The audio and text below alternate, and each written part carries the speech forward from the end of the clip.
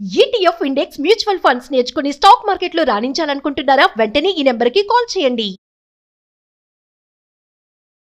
నమస్తే రమ్య గారు. నమస్తే జయ. మనం ద్వాదశ జ్యోతిర్లింగాల గురించి చెప్పుకుంటూ ఉన్నాం. ఒక్కొక్క జ్యోతిర్లింగం ఎక్కడ వెలిసింది, ఆలయం యొక్క విశిష్టత, స్థల పురాణం అన్ని మాట్లాడుకుంటున్నాం.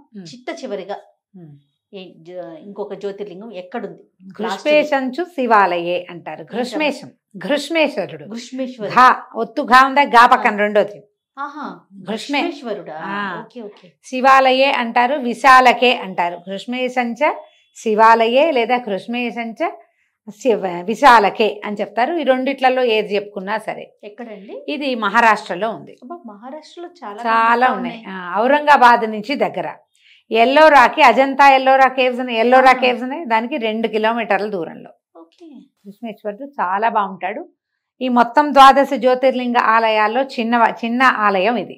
ఇది ఎప్పుడో పురాతన కాలం నుంచి పూజింపబడుతున్న వాడే ఇక్కడున్న స్వామి. అయితే 12-13 శతాబ్దాలలో కొంచెం ఎన్నోసార్లు ఈ ముస్లిం సల్తనత్ వల్ల చాలాసార్లు దెబ్బలు తినుంది. 18వ శతాబ్దంలో అహల్యాబాయి హోల్కర్, ఈవిడెక్కడ మహారాష్ట్ర రాణి, మరాఠా రాణి అహల్యాబాయి హోల్కర్. ఈవిడే ఉజ్జయిని దేవాలయానికి సహాయం, అక్కడ కొన్ని కట్టడాలు చేసింది. ఆఖరికి మన సోమనాథ్ దేవాలయపు కట్టడంలో కూడా అహల్యాబాయి హోల్కర్ ఉంది. కాశీలో కొన్ని దేవాలయాల నిర్మాణంలో కూడా అహల్యాబాయి హోల్కర్ ఉంది. పరమ శివభక్తురాలు ఆమె. రాణి అహల్యాబాయి హోల్కర్. ఆమె గురించి చెప్పుకు తీరాలి. ఇండోర్ విమానాశ్రయానికి, ఎయిర్పోర్ట్కి ఆమె పేరే ఉంటుంది. చాలా అద్భుతమైన పాలన ఇచ్చింది ఆమె. చాలా శివభక్తురాలు. చిన్న వయసులోనే భర్తను కోల్పోయింది. రాజ్యాన్ని చాలా బాగా పరిపాలించింది ఆవిడ. ఆమె వల్ల నిర్మించబడింది. ఆమె మళ్ళీ దీన్ని పునరుద్ధరణ చేసింది. తర్వాత కాలంలో ఇటీవల కూడా కొంత ఆలయం పాడైతే అక్కడున్న ప్రాంతం వాళ్ళు మళ్ళీ దాన్ని కొంత సరిచేసుకున్నారు. అయితే ఇక్కడున్న కృష్ణేశ్వరుడు చాలా వింతైన గాథలు కనపడతాయి ఈయనకి. అంతకుముందు వేలూరు అని వేల్ అనే ప్రాంతం, వేలూరు అనేవారు. అనే రాజు ఉండేవాడట.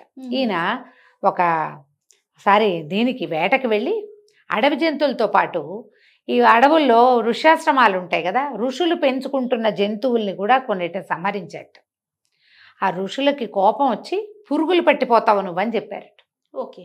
ఒళ్ళంతా పురుగులు పట్టినాయట ఆయనకి పాపం.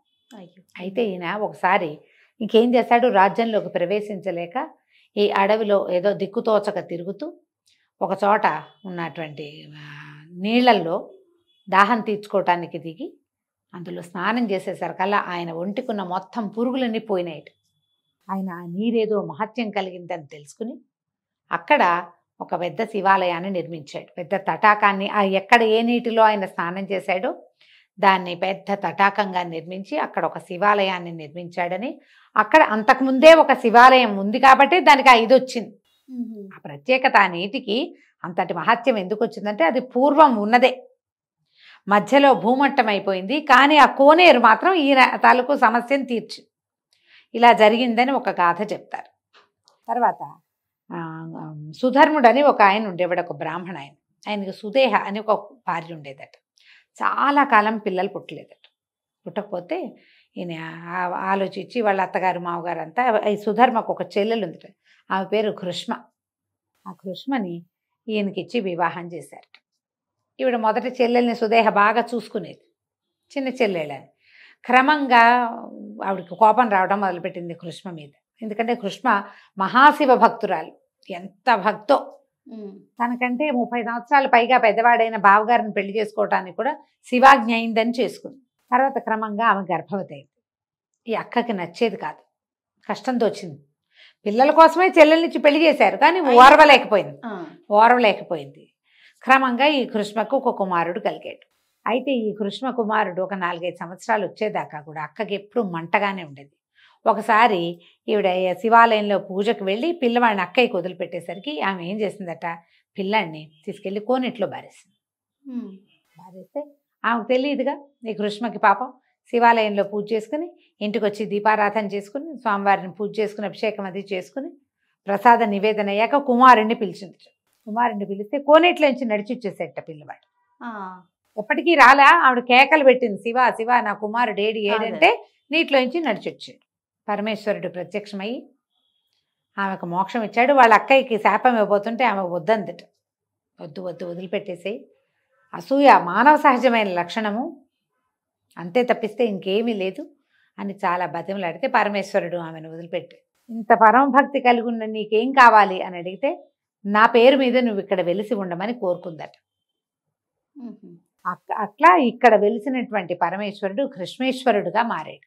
కృష్ణ ఇలా ఒక గాథ చెప్పబడుతుంది. ఇది ఒక గాథ. ఇందాక నేను చెప్పింది ఇంకొక గాథ. పురాణ గాథ వేరే ఉంటుంది కదా. ఇలా ఎన్నో ప్రత్యేకమైన గాథలు కలిగి ఉన్నవాడు ఈ కృష్ణేశ్వరుడు. ఈయన్ని గనక దర్శనం చేస్తే సంతానం కలుగుతుంది, చర్మ వ్యాధులు నశిస్తాయి. ఈయన్ని చూడకపోతే మీ ద్వాదశ జ్యోతిర్లింగ యాత్ర పూర్తి కాదు. చిట్ట చివరిది తప్పకుండా చూడాలి. ఔరంగాబాద్ నుంచి బాగా దగ్గర. మళ్ళీ ఈ కథల్లో ఇంకొక వింత కథ కూడా చెప్తారు. ఒకసారి కామ్యక వనంలో శివపార్వతులు ఇద్దరు విహారానికి వెళ్ళారట. వనంలో విహరిస్తుంటే అమ్మవారు నాకు దాహం వేస్తుంది అన్నట్టు. అంటే పరమేశ్వరుడు ఏం చేసేట, భూత పాతాళంలోంచి భోగవతి నదిని పైకి రప్పించాడు. ఆమె దాహం తీర్చుకుంది. అయితే ఆ పైకి వచ్చిన భోగవతే పుష్కరిణిగా మారింది. ఇక్కడ ఆ పుష్కరిణి ఉన్న ప్రాంతాన్ని శివాలయం అనేవాళ్ళు. ఆవిడ పాపిట్లో బొట్టు అవి పెట్టుకోవడం కోసం అమ్మవారు కుంకుమని ఈ నీటితోటి తడిపి కుంకుమని అలంకరించుకుంది. ఆమె చేతిలోంచి కొంత కుంకుమ జారి ఒక ముద్దగా మారింది. అదే జ్యోతిర్లింగం అంటారు.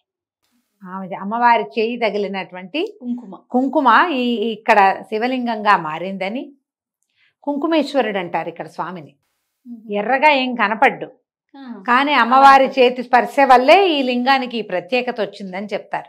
అందుకని ఇక్కడికి వెళ్తే ఏంటంటే భార్యాభర్తలు ఏదైనా ఎడబాటు వచ్చేవాళ్ళు, భార్యలతోటి ఇబ్బంది సంబంధాలు ఉన్నవాళ్ళు, భర్తలతోటి కాదు భార్యలతోటి ఉన్నవాళ్ళే ఇక్కడికి వెళ్తే, లేదా విడాకులు అయిపోవటం ఇలా ఉన్నాయి కదా ఇప్పుడు మన పరిస్థితులు, సెపరేట్గా ఉన్న వాళ్ళు కూడా ఇక్కడికి వస్తే కలుస్తారు. ఎందుకంటే వీళ్ళిద్దరు కామ్యక వనంలో వాళ్ళిద్దరే తిరిగేవారట, శివపార్వతులు ఇద్దరే కలిసి ఏకాంతంగా ఉండే కాలంలో ఈ శివాలయం ఏర్పడింది. కాబట్టి అదే పుష్కరిణిగా మారిందంటారు. ఈ పురాతన ఆలయము అంతా శిథిలమైపోతే ఈ పక్కన ఒక పాము పుట్ట వెలిసిందట. ఈ ప్రాంతానికి చెందిన ఒక భోస్లే గారికి ఆ పుట్టలో మహానిధి ఒకటి దొరికింది. ఆ నిధితోటే ఈ దేవాలయాన్ని మళ్ళీ పునరుద్ధరణ కూడా చేశారట. అందుకని భోస్లే వంశస్థులు దీన్ని ఇట్లా చేశారని. ఈ భోస్లే వంశస్థులు అంటే ఎవరు? శివాజీ మహారాజు యొక్క ముత్తాత. ఆయన ఆ భగవంతుడు మెచ్చే శివాజీ వాళ్ళకి జన్మించాడని. భగవంతుడు ఇప్పుడు మన శివాజీ అంటే ఇప్పటికీ పేరున్న ఆయన కదా, శివాజీ మహారాజు ఇప్పటికీ పేరున్నవాడు. అలాంటి రాజు మళ్ళీ పుట్టలేదు మరాఠాలో. భారతదేశాన్ని ఒక తాటి మీద నిలబెట్టాలని భావించాడు. ఆయన చాలా గట్టివాడు కదా. ఆయనకు ఆ ప్రజ్ఞాపాఠక వాళ్ళన్నీ కూడా ఆ తాతగారు చేసినటువంటి ఈ దేవాలయ నిర్మాణం వల్లే వాళ్ళకి శివాంశ సంభూతుడే శివాజీ అని చెప్పుకుంటారు ఆ ప్రాంతంలో. ఇప్పుడు కనపడుతున్న దేవాలయానికి మూలం భోన్స్లేలు కట్టింది. మళ్ళీ శిథిలమైతే అహల్యాబాయి హోల్కర్ కట్టింది. మళ్ళీ చెడుతుంటే ఇప్పుడంతా గ్రూప్గా ఏర్పడ్డారు కదా, దేవాలయం మళ్ళీ సరి చేసుకున్నారు. కాలంగా ఒక 100 సంవత్సరాలు గడిచేసరికల్లా దేవాలయాలు పాడవుతాయి ఎంతో కొంత. ప్రకృతి వైపరీత్యాలకు తట్టుకుంటూ కొన్ని తట్టుకోగలుగుతాయి, కొన్ని తట్టుకోలేకపోతాయి కదా. మళ్ళీ మళ్ళీ నిర్మాణం చేయబడుతూ ఉంది. అది పెద్ద శివలింగ స్వరూపంలో స్వామివారి దర్శనం ఇస్తాడు. ఇవి హాల్స్ లాగా కనిపిస్తాయి అన్నీ మనకి. దశావతారాలు అవి చెక్కి కనిపిస్తాయి. విశేషంగా పార్వతీదేవి, తర్వాత ఏమో గణపతి, ఇట్లా ప్రకృతి స్వరూపాలన్నీ కనిపిస్తాయి. అన్నీ హాల్స్ లాగా ఉంటాయి. పెద్ద పెద్ద చావళ్ళల్లే కనపడతాయి అన్నమాట. విశాలమైన దేవాలయమే కానీ జ్యోతిర్లింగ దేవాలయాలన్నిట్లలోకి కొంచెం చిన్న ఆలయంగా చెప్పబడుతుంది. ఈ ఒకటి చూస్తే కానీ మనకి ద్వాదశ జ్యోతిర్లింగ యాత్ర పూర్తి కాదు. ఈయనను చూసి ఈ 12 లింగాల చరిత్రని ఒకసారి విని మన జీవితాన్ని ధన్యం చేసుకుందాం మనం. తప్పకుండా. నమస్తే. నమస్తే.